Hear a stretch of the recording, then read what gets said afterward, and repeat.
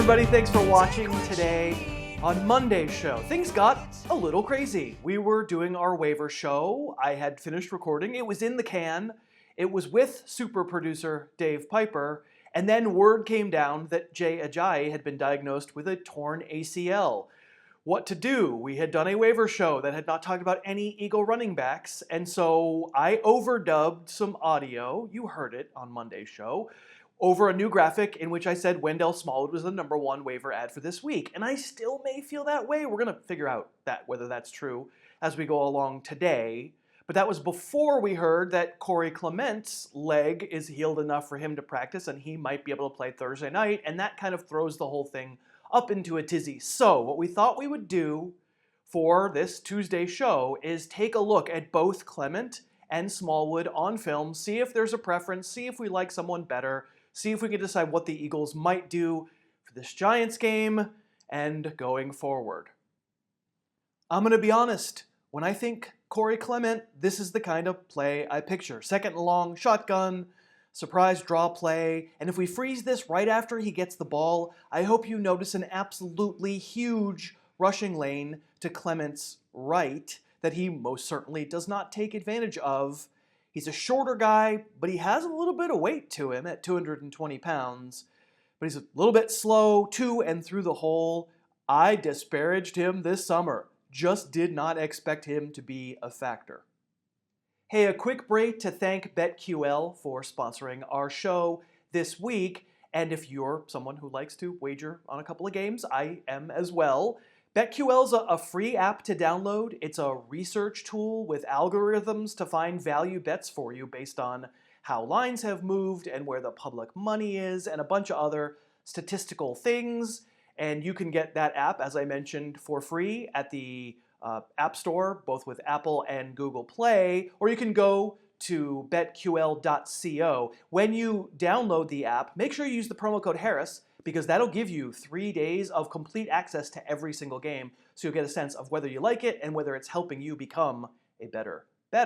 Thank you again to BetQL for sponsoring.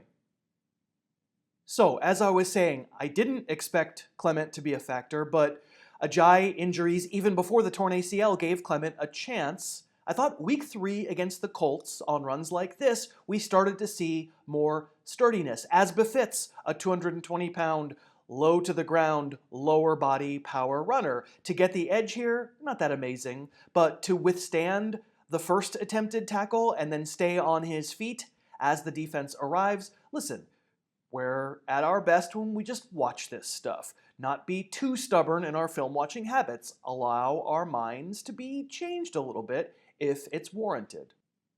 I'm not telling you he's an elite player because he's not. This run is strung out nicely by the Colts linebackers, but Zach Ertz gets a key block and gives Clement a lane, and he brushes off a defender and scoots for 16 yards.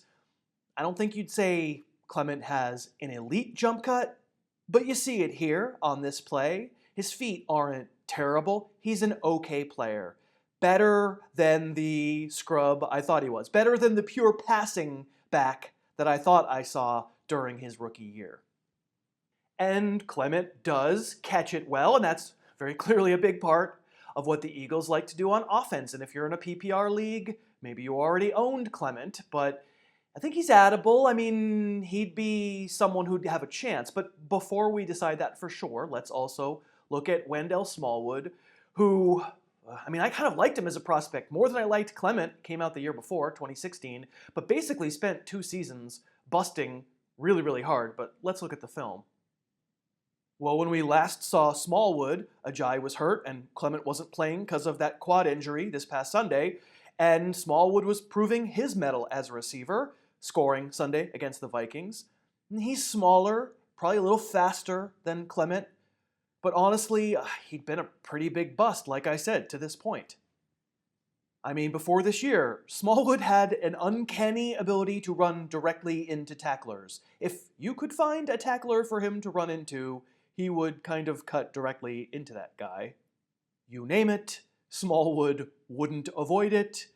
Boom, in the backfield. Should I cut here if I'm the running back, or should I just jump over someone and directly into 10 other guys? Let's jump. Here we see some defenders coming at us and just sort of fall down. Well, here let's see some defenders and spin wildly and smack into our own linemen. But this year, Smallwood's been a little better. This run looks a little more like Clement, sort of take what's given, get what's blocked. This is progress. At least in this case, it looks more like the lineman taking him out. This is a pretty good run, though, in overtime. The offensive line clears a path left. They're all headed left. There's a big opening up the middle. It's tempting, I think, but here come two defenders, and Smallwood does enough. He does enough to scoot to his left, follow the lineman, and stay just ahead of those tacklers and make what turns out to be a pretty key play that could have led to an Eagles win in overtime. I think what we're learning by looking at these guys' film is that neither one's a great player. Neither one is elite. I'll say maybe Clement has a little more power to him than I gave him credit for, and maybe Smallwood has a little bit better vision than I credited him for, but neither is great. Neither is such an overwhelming talent that you would look at, say, I don't know, undrafted rookie free agent Josh Adams out of Notre Dame and might say, I don't know, he's more of a specimen, maybe he could take over that job. Or there have been rumors that LeSean McCoy could be on his way back via trade to Philadelphia. In the end, I think what this will be is us guessing at workload between two fairly similar commodities. For the 3 games in which Clement was healthy and active this year, weeks 1, 2, and 3, well, he obviously outsnapped Smallwood and began the year ahead of Smallwood on the depth chart. I think to me this means if the personnel stays the same, if I'm thinking about who I'd like to have on my fantasy roster for the entire season, especially in PPR, I think my answer is Corey Clement. But who do I want Thursday night against the Giants? I'm guessing at workload. Did I mention I'm guessing at workload? Clement's coming off the quad injury and Smallwood's healthier. I think in the immediate emergency short term, I'm going to rank Smallwood higher this week and now watch Clement completely dominate the workload and make this look stupid. In the end, we're calling this category 2, right? I just don't know. I don't know what the Eagles are going to do. It's going to be some form of committee. Beggars can't be choosers. In the emergency, just for Thursday night, I'm going to rank Smallwood higher. But I mentioned McCoy earlier, and the possibility, rumor-mongering-wise at least, that maybe he'd go back to Philadelphia. I'm somewhat skeptical. It's a big contract. It's a hard trade to make happen. He's sort of a big name. But if it were to happen, coming off week 5, when finally we saw something good out of McCoy, well, I figured let's actually just, in the name of knowing what might happen, let's look at a couple of highlights from McCoy in week 5.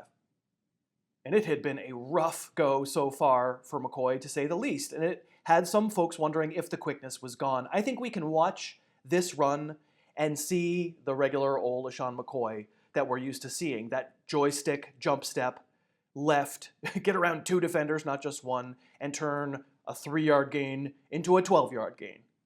And very next play, in the 3rd quarter on Sunday, this is what special looks like. This is clearly something those other 2 jokers I just mentioned, Smallwood and Clement, cannot do. This is a stuff for a lot of running backs, but McCoy doesn't just change direction, he's immediately headed sideways after changing direction, near full speed, like that amount of acceleration out of a cut, then getting to the corner, really beats everyone here to the edge. It's just, he's obviously a better player than those guys. And this might have been the play of the game. Trailing, driving for what winds up being the winning kick, 3rd and 3, gotta have it. Looks like 2 separate guys have him before the sticks, but he just won't be tackled with that cut. You'd never say he's a power back, but with that cutting ability, I don't know, are we really going to say he's a very diminished player? He looked like himself to me on Sunday. I can't tell you that the Eagles are willing to take on his salary. I can't tell you that the Bills are willing to part with the player and punt even further. Could happen? No idea. Not a reporter. I'm somewhat skeptical when the rumor gets floated publicly, but it might happen. And if it were to happen, I'd be excited. He's clearly a better player than Corey Clement or Wendell Smallwood and would be an unquestioned starter, system notwithstanding. I think we'd be looking at least an RB2, maybe back to an RB1, because I think the ability is still there. in Buffalo, we're just limited by what they can do. I mean, sure, the game flow goes right for him against the Titans on Sunday. He gets 26 touches. He hadn't had more than 13 touches in a single game so far this year. It had been disastrous. And so we can't say that one game absolutely solves him and saves all his fantasy owners. I'd say, if he stays with Buffalo and is playing against Houston this week, you can use him for sure, just understanding that if the game flow goes bad, it might go bad for him. Sure would be more fun to see a player who I think still has a lot of ability traded to a better situation. Thanks so much for watching. Please, please, please smash that like button, write a comment, tell us who else you'd like to see us review film on, and of course, best of all, please subscribe to our channel and then click that little bell above the subscribe button and you'll be notified whenever we post a new video.